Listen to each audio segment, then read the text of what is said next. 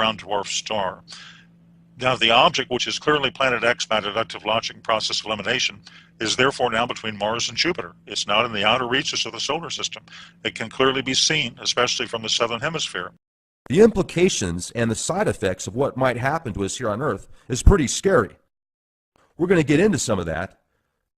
Now, one of the cool things that David discusses with us here is instead of having to just take his word for it, he gives you coordinates on where you can actually see it for yourself. Mid-2017, he says we're going to see an eclipse with NIBIRU. He has been able to take his background and transition it into research on Planet X, and has recently compiled an awesome book with a treasure trove of information. David, how the heck are you? Very good tonight, sir. How are you? I'm doing fantastic. I appreciate you coming on here with us. I know that you had reached out to us a few weeks ago. You've got a really cool book coming up here that's going to break everything down with NIBIRU. You know, let's talk about what you do. Well, the way I got into it, I've always believed in following the money. About 5 years ago, I got into some research on the Pentagon black budget. And I don't know if you recall, but you probably do, that the day before 9/11, Don Rumsfeld announced at a Pentagon news conference that the agency was 2.2 trillion short. Money was simply missing, 2.2, not billion, but trillion. So having worked for a period of time at the Pentagon, I realized this was most likely black budget funds. And I did some investigation, and I ran across a couple of areas, basically the deep underground military base research done by Jesse Ventura, done by Phil Schneider, done by other personalities. And I realized, of course, that's likely the source of the lost money. It's black budget ops, and it's being spent. And why is it being spent in terms of these type of bases? So that's how my curiosity was picked, you might say. These bases, I understand, are built away primarily from geologic tectonic areas, but again, when Planet X passes, you're going to have new geotectonic faults established when you have force 11, 12, 13, 14 earthquakes. So I don't know how safe they're going to be. It could be a lost investment for those people. In any case, that was my basic introduction about 5 years ago, and then I got into the science of the topic. My understanding, and this is partly from Phil Schneider, I know he worked 11 years at Groom Lake Area 51. He says the black budget varies between 0.2 trillion and 1.2 trillion per year. I'm not sure when the inception started. It was absolutely going on in the late 70s and 80s. He says a couple of dozen of these may be reasonable for protection. I agree, nuclear protection. But the question is, why do we have over 130 of these? That doesn't really make any sense unless, obviously, Planet X is absolutely a fact, which it is. Well, so, you know, 4 years ago, I remember reading an article on Yahoo News that claimed eventually people are going to be able to look up in the sky and they're going to see what looks like a second sun, but really it's a giant sun that exploded. I think they said it was Betelgeuse or something like that. So in my mind, when I read stuff like that in the news, I think it's, you know, the forces behind the scenes or whoever's kind of orchestrating the media prepping people, you know, subconsciously getting them ready for this type of event. First, it's just an explosion that looks like a sun, and then, hey, oh, it is a sun. So, I mean, do you have any physical evidence, like pictures that you can say without a shadow of a doubt, or files or white papers? Yes, I do. In fact, there's some very good videos on the internet itself that are good photographic analysis. There's one called Multiple Suns Rise Over Halifax, Nova Scotia. Those are the keywords that a person would enter on YouTube to read it or view it. And you can see the sun. And then at the 3 o'clock position, you have Planet X. To the right of Planet X, you have a separate lens flare. Now, that doesn't reflect the lens flare, of course, in the water below. But Planet X is generating its own light, and you can see its reflection, therefore, in the water below. Next, I think a fog bank moves in, and it obscures the sun, but Planet X is still visible. A lens flare cannot do this. Now, that's one good example of something they could simply look up themselves on YouTube. There's also some good Davis Station South Pole videos out there. And there's, in my book, which is Planet X, the arrival in 2017 by David Mead on Amazon.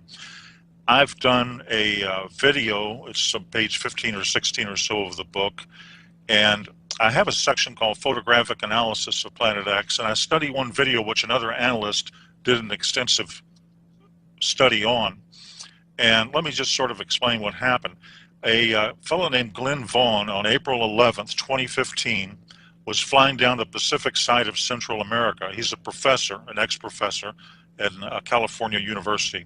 He took a 20 megapixel raw file with a Sony digital camera, and he confirmed the report by sending it in to a particular analyst for review. He took it through an aircraft window. Now, an analysis of the metadata indicated it was taken at 240 dpi, very high resolution, and the metadata further showed the date, the time, the GPS coordinates. I think it was a Sony DSC HX50V camera. In any case, using Starry Night Professional version, the video, which is referenced in my book and which is on YouTube, did a field of view analysis, and he determined Mercury is above, in other words, superior conjunction with the Sun, and the object in the field of view, therefore, is not Mercury. Mercury does not have wings, as does this object, and Mercury does not have the brightness or contrast of the unknown object. Now, the analyst also performed a gamma test on a paint program. Gamma testing shows if an object is hot or cold. Hot objects generate, of course, their own light like our sun. A lens flare would be a cold object. They read direct light, they don't generate it. So he started with a gamma of 1, reducing it by steps. At point 10, the gamma illustrates stark differences. At point 01, he shows the hottest, brightest objects on the video. He then reduced brightness to a value, I think, of -3 in contrast to +2. The hot objects fade in together, proving they're genuine. Then he ran a luminance test to determine the intensity of the object, and he determined it was behind the sun, not a reflection. There are actually wings on the object, which is clearly behind the sun. Now, he stated this is deeply disturbing. The reason is that gas tails of comets follow solar winds, and they're not visible until the comet's orbit is inside of Jupiter, at which point, normally the luminosity at that point of the sun makes the tails of the comet or the planet visible. Of course, Planet X, we all call it Planet X or NIBIRU, but it is a dwarf star. It's either a red dwarf or a brown dwarf star. Now, the object, which is clearly Planet X by deductive logic and process elimination, is therefore now between Mars and Jupiter. It's not in the outer reaches of the solar system. It can clearly be seen, especially from the southern hemisphere. Now, as of April 2015, therefore, the date of that video and the analysis, NIBIRU is close enough to the sun so that the sun's light is reflected to the tail, making it appearing like wings. And there's one other quick comment I'd make, because actually that video had two parts. The second part was a lady who lives near where I do, Sanibel Island, Florida, Melissa Huffman. Now, you can look at this video itself on YouTube. I think it has more or less gone viral, and nearly 1 million people have looked at it. And this is a 2015 video. The object is very interesting. She pans the sky and shows the object, and then the moon. Now, it's clearly a planet visible just north of the sun. Now, using stellarium and knowing the moon phases, comparing it to her video on the moon, you can go to the derived date, take away the atmosphere and the ocean, and you can determine the relationship of the stars to the horizon. So to determine the date, you basically just use moon charts, and the moon is well below the horizon in all dates after September 26, 2015. Therefore, the video was taken earlier. Now, September 2015 moon phases give us a comparable to the moon in the video. And if you look at the moon phases diagram to the actual picture of the moon, it has to have been photographed on September 23rd, 2015, based on moon phasing. Now, on that date, Mercury in stellarium is very dim, somewhat above the horizon. Also, I believe it's in a different location than the unknown object. All other planets are below the horizon. The video, therefore, conclusively and plainly shows an unidentified planet, or dwarf star, Planet X, of some significant magnitude quite clearly.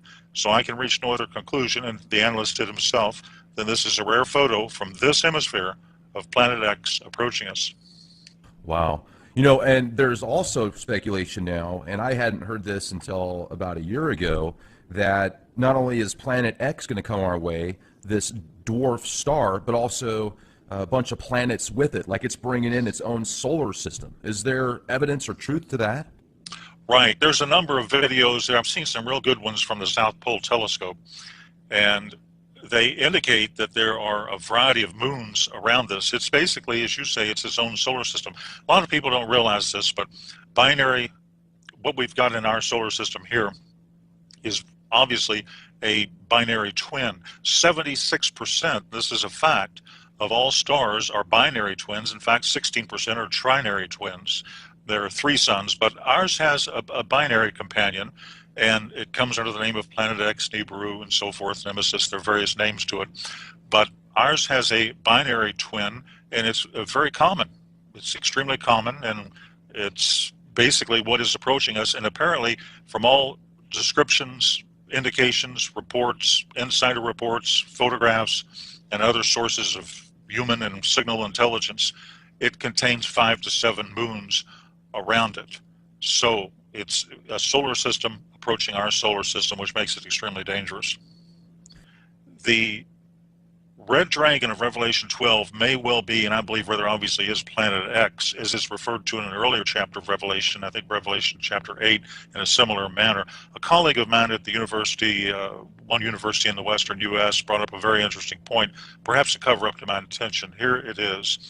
Basically, he said, the areas of the dragon anomaly have been covered or patched up by Google Sky in the past. But one of the ways to actually see what is behind this patched out area is to use a program called Skyview by NASA.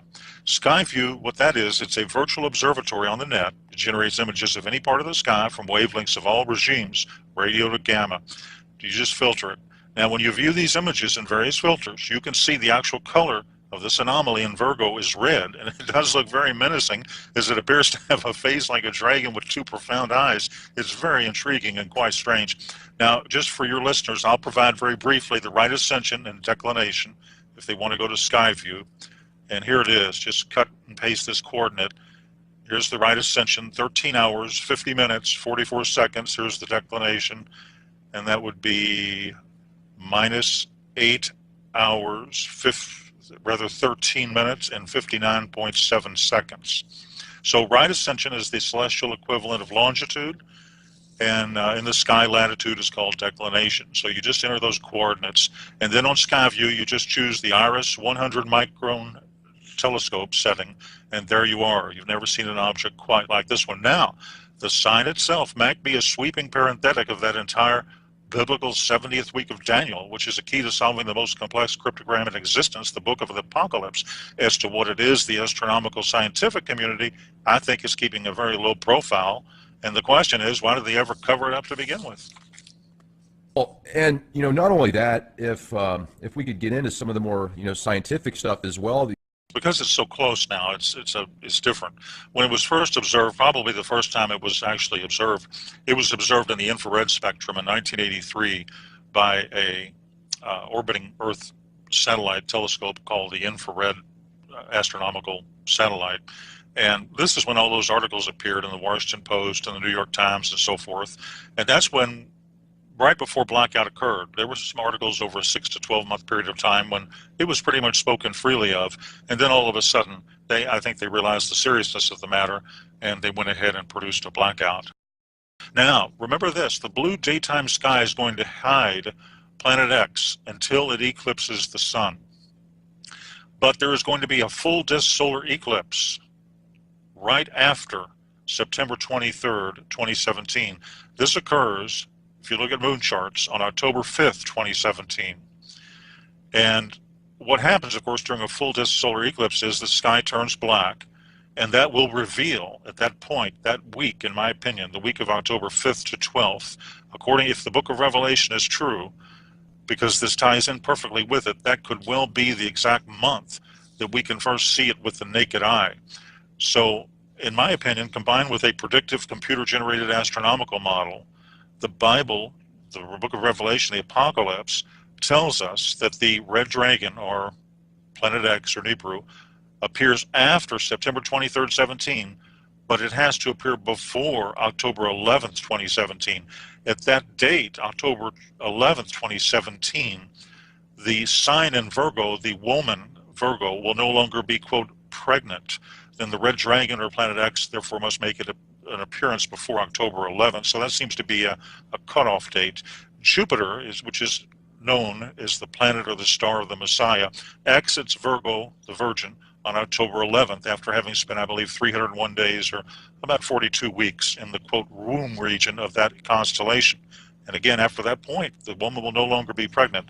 So that gives us a very narrow window, just to use the book of Revelation or the Apocalypse as sort of an intel briefing. And the great sign of the woman, as described in Revelation 12, 1-2, forms and lasts for a few hours. And according, again, to astronomical models, this sign has never before occurred in human history. It will occur once on September 23rd, 27. It will never occur again. And I believe it places us right at the time frame from that analysis of the Planet X approach to the Earth.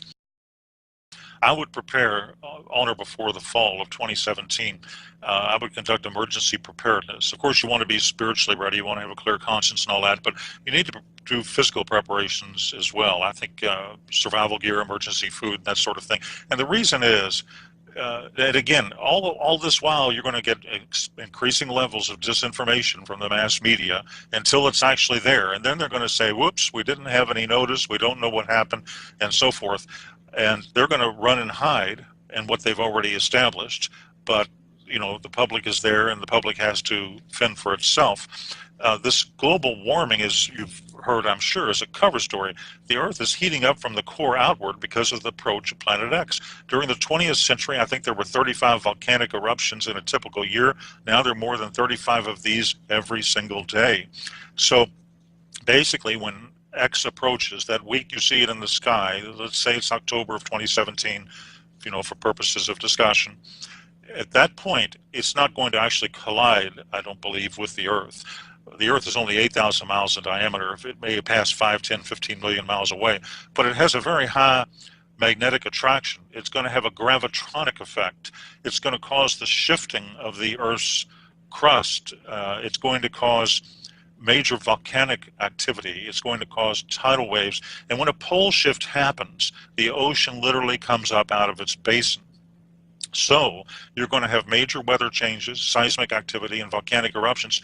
Probably at that point, Yellowstone, the Yellowstone super caldera, will likely erupt. That could affect up to a third of the United States, cover it with ash. Well, let me jump in here for a second. I'm glad you brought that up because you can clearly tell a difference now with how hot the sun is. I mean, even if you look at the same temperature, you know, 75 degrees now versus 75 degrees 10 years ago, although it's the same temperature, the sun on your skin even, there's just more heat there. If you go to the book of Revelation, the Revelation indicates that the sun is going to be hotter at that time frame. Now, the EMP effect, Planet X has a massive tail. It's fantastically charged. It's magnetic. The tail has moons and rocks in it. Now, this can down aircraft and satellite when it passes. It can affect the electrical grid. Now, of course, NASA, JPL, and the other disinformation sources ignore this data. But here are the facts. The Earth has a nickel and iron core.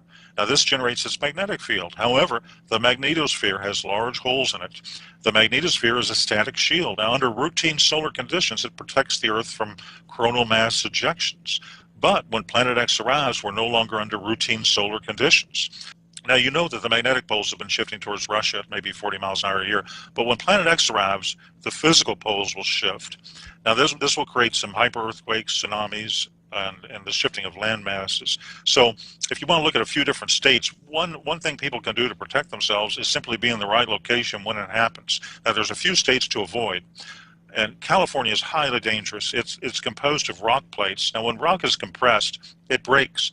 And you'll see the crumbling of rock, of course, as its mass goes upwards. Now, the West Coast will have major catastrophic changes, synergistic proportions, tidal waves, high hurricane force winds, earthquakes on the fault lines, volcanic activity over the magma. So it's highly dangerous. And I think the long-term danger is in riding out the shifts for those who are living near the boundaries of plates. Now, cities without mountains as a backdrop can just be washed out to sea. You'll have broken gas and water lines. San Francisco, it's on the San Andreas and other fault lines. A lot of the population will be trapped. Water will overflow. The city's survival will be minimal. California is not a good bet. Now, the area around Arizona, on the other hand, the Hoover Dam probably won't survive because of earthquake activity. And you'll have rivers flooding, and areas within rivers should probably be avoided. But you look at Phoenix and some of these main cities, Arizona has withstood many a pole shift. The area around Tucson is safe. Florida is another very dangerous state. Its highest elevation is 105 meters in the Panhandle, and but as for Central and South Florida and the Keys, these parts can be devastated by a tide of water. Colorado, for example, is a safe area. The domestic division of the CIA is relocating to Colorado. That should give viewers many clues right there. And of course, one of the safest parts of the country is the Ozarks, northern Arkansas, southern Missouri, average elevation close to 1,000 feet, self-sufficient water supply, agricultural land. They'll do well. They're also isolated from large metropolitan areas, and they're well enough inland to avoid flooding through, tidal waves. So it's part of the preparation is probably geographic, but I would expect when it hits, when you see this object in the sky, you'll have 1 to 2 days to accumulate all of the emergency food and water you can. I would accumulate at least a 3-month supply. I would highly recommend people educate themselves, understand the whole picture, and probably take action at that point.